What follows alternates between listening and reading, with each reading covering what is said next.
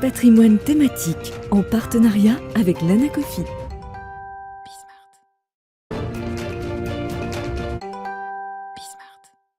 Et c'est parti pour Patrimoine thématique, un patrimoine thématique consacré comme tous les mardis aux investissements dits plaisir, passion ou encore alternatifs.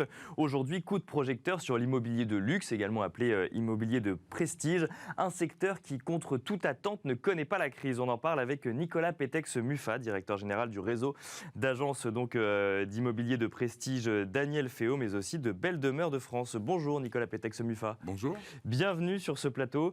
Alors je dis contre toute attente car l'immobilier de prestige à l'heure où on se parle en fin d'année 2021 se porte bien alors que ceux qui portaient le marché avant la crise Covid, avant 2020, à savoir les investisseurs étrangers, ne sont toujours pas revenus ou très peu revenus en France et pourtant le marché continue à bien se porter. Oui, alors même plus que bien plus qu'avant, puisqu'on est...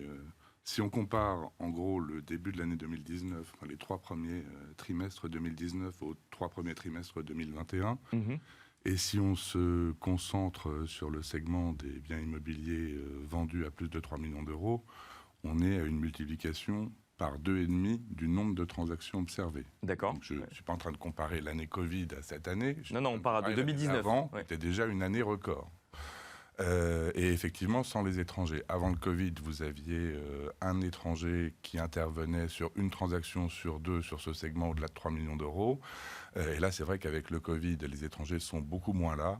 Et surtout, les Américains, qui représentent le premier contingent d'acquéreurs internationaux, ne sont pas là du tout. Alors, on commence à les voir revenir, mais vraiment tout doucement, mais c'est vrai que ça fait 1 an et demi qu'on les a pas vus. Donc on multiplie par 2 en fait le nombre d'acquisitions. Vous nous avez donné comme limite plus de 3 millions d'euros. Ça veut dire que quand on est à plus de 3 millions d'euros, on rentre dans l'immobilier de prestige ou c'est des critères un peu plus précis que ça quand même? Alors, se pose la question de la définition de l'immobilier de luxe. Qu'est-ce que c'est que l'immobilier de luxe? Écoutez, est-ce que c'est quelque chose de très grand ou est-ce qu'il y a d'autres critères? Vous êtes un des premiers à me la poser, donc c'est plutôt pas mal parce que tout le monde parle toujours d'immobilier de luxe sans bien définir ce dont il s'agit.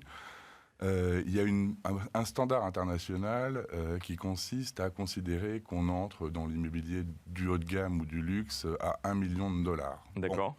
Bon, ça s'applique évidemment pas à Paris. Mais il faut que les gens qui se renseignent ou qui regardent des études se disent bien que ça porte en général sur des transactions à un montant supérieur à 1 million de dollars. Et c'est vrai qu'à 1 million de dollars, on n'est pas du tout dans le monde du luxe à Paris. D'accord, ouais. Parce que les prix sont particulièrement élevés, effectivement. Oui. Alors, avec des brokers partenaires avec lesquels on travaille, au sein du réseau Christie's notamment, on a plutôt, nous, tendance à considérer qu'on se situe dans l'immobilier haut de gamme dès lors qu'on dépasse 1,4 fois le prix au mètre carré qu'on constate sur le secteur de l'appartement ou de l'hôtel particulier qui est mis en vente. Et entre 1,8 et 2 fois ces prix moyens au mètre carré, on bascule sur le segment du luxe ou de l'ultra-luxe. D'accord, voilà. Ok. Donc haut de gamme et ensuite luxe. Luxe, c'est 1,8, 2 fois. Voilà. Et donc nous, effectivement, on segmente le marché de 500 000, puisque c'est en gros le montant auquel on commence à intervenir, à 2 millions, de 2 à 3 et au-delà de 3. Et effectivement, ce segment, au-delà de 3 millions d'euros, on a une multiplication du nombre de transactions par 2,5 si on compare cette année à 2019. Mais alors, comment l'expliquer si le marché était porté par des investisseurs étrangers qui venaient de l'international, ils ne reviennent plus aujourd'hui en France et le marché se porte mieux. On n'imagine pas que tout le monde a fait fortune pendant la pandémie, donc comment est-ce qu'on explique que d'un coup d'un seul, ces transactions repartent à la hausse? Alors, il y a plusieurs facteurs qui peuvent l'expliquer. Bon, d'une part, si ce n'est pas les étrangers, c'est les Français. Bien sûr. C'est les Français qui sont aux platines. En gros, c'est les Français qui font plus que se substituer à la clientèle internationale absente, mais qui va revenir. Donc on est déjà sur un état de tension assez surprenant, ou en tout cas qu'on aurait eu du mal à anticiper pendant le premier confinement. Alors qu'est-ce qui explique cela? Les produits concurrents, à savoir les produits financiers dits sans risque qui rapportent en gros 0. Donc est-ce qu'il vaut mieux avoir de l'argent en bogue sur un fonds en euros qui ne rapporte rien du tout, éventuellement sur un contrat d'assurance vie avec une fiscalité qui n'a pas tendance à devenir plus favorable au fur et à mesure que les années passent, ou est-ce qu'il vaut mieux basculer ces sommes sur l'acquisition d'un appartement qui n'a pas d'équivalent, c'est-à-dire un appartement exceptionnel au sens réel du terme, c'est-à-dire qu'il n'a pas d'équivalent sur le marché. Mais donc on est dans une dynamique de placement là pour le coup. On est dans une dynamique de plaisir, parce que c'est très agréable, de jouissance quotidienne, parce que être dans un appartement de ce type-là et vivre dans un appartement de ce type-là procure du plaisir chaque jour. Et puis en toile de fond, il y a effectivement cette réallocation d'actifs des produits financiers vers l'immobilier. De toute façon, on assiste à une augmentation, une volonté d'augmenter assez significativement la part d'actifs alloués à l'immobilier dans l'actif global. Donc il y a ça, il y a les produits sans risque qui ne rapportent plus rien. Et c'est associé à la conscience pleine qu'ont les acquéreurs du fait que le parc parisien est parfaitement figé.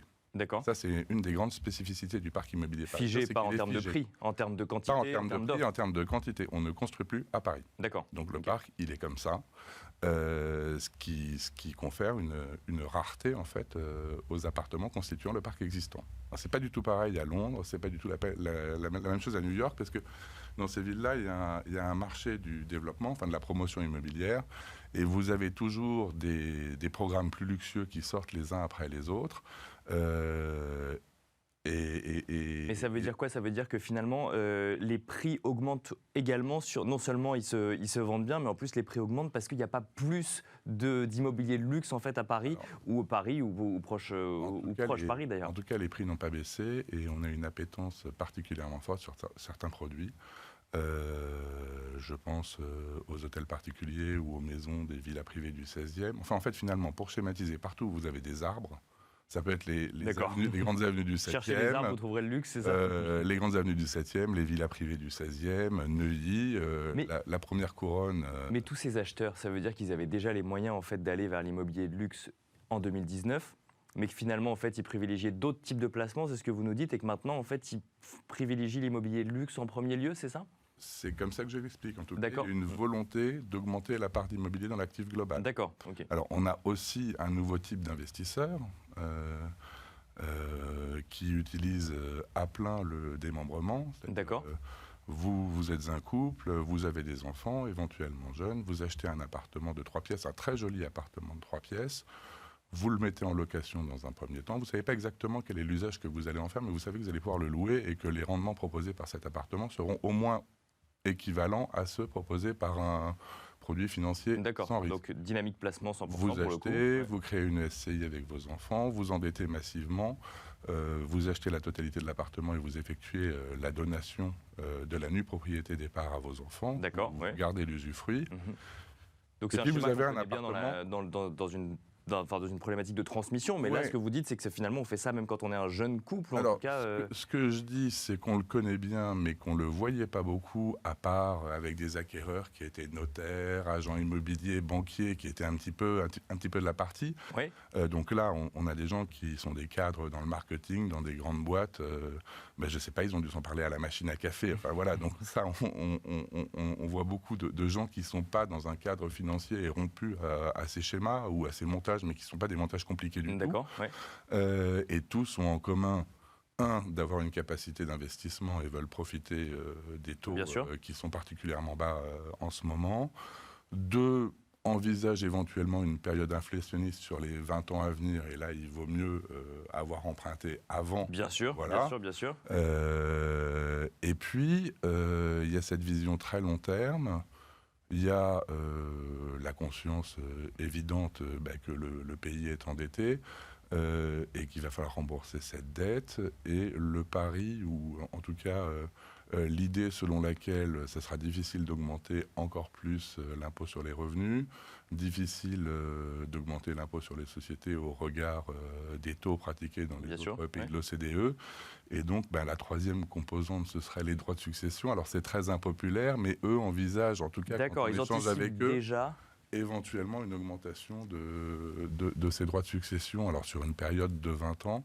Et là, avoir effectué la donation de la nue propriété des parts de la SCI détenant un appartement avant permet de sortir l'appartement de l'actif successoral. Donc c'est une vision à très très long terme. D'accord, et donc ça vient expliquer qu'on revienne vers qu'on aille, que les Français en tout cas aillent vers ces types de biens pour préparer une succession à beaucoup plus long terme. On ne revient pas vraiment, mais ce qui est notable, c'est qu'en fait cette utilisation du démembrement c'est démocratisé. Enfin, il n'y a vraiment rien de nouveau sous le soleil. Sauf que, je vous dis, dans les boîtes de conseil, dans les boîtes du luxe, j'imagine que l'idée circule à la machine à café parce qu'on a pas mal. Vous avez ces profils en tout cas qui viennent sur l'acquisition. Et les appartements qui sont acquis ressemblent pas finalement aux appartements qui étaient acquis par des investisseurs il y a quelques années, qui cherchaient du rendement. Non, là c'est vraiment un appartement où les gens peuvent se projeter pour habiter. Donc ce sera peut-être l'appartement dans lequel le couple résidera à la retraite. Ce sera peut-être un appartement qui sera utilisé par les enfants pendant leurs études ou en premier appartement pour les enfants au début de la vie active. Toujours est-il que ça sera un appartement, qu'il est à Paris, qu'il est chouette dans un beau quartier, que c'est un produit rare et que donc en fait, l'acquisition de cet appartement par le truchement d'une SCI familiale avec démembrement présente pas mal d'avantages, en tout cas suffisamment pour que la population qui s'y intéresse croisse significativement, pas dire de manière exponentielle. Bien sûr, oui. Merci beaucoup Nicolas Pétex, c'est la fin de cette interview. Nicolas Pétex Muffat, je rappelle que vous êtes le directeur général du réseau d'agences d'immobilier de prestige Daniel Féault, mais aussi de Belle Demeure de France. Merci d'être venu commenter cette tendance qui peut paraître contre-intuitive quand on regarde le marché de l'immobilier, mais pas forcément quand on s'intéresse finalement au type de placement au type de placement finalement que finalement l'immobilier de luxe peut plus se rapprocher presque de l'art que l'immobilier de luxe. Si j'observe le comportement de mes acquéreurs, il ne doit pas être si contre-intuitif. C'est ça, c'est pas si contre-intuitif. Merci beaucoup en tout cas Nicolas Pétex Muffat. Et on se retrouve nous tout de suite dans Enjeu Patrimoine.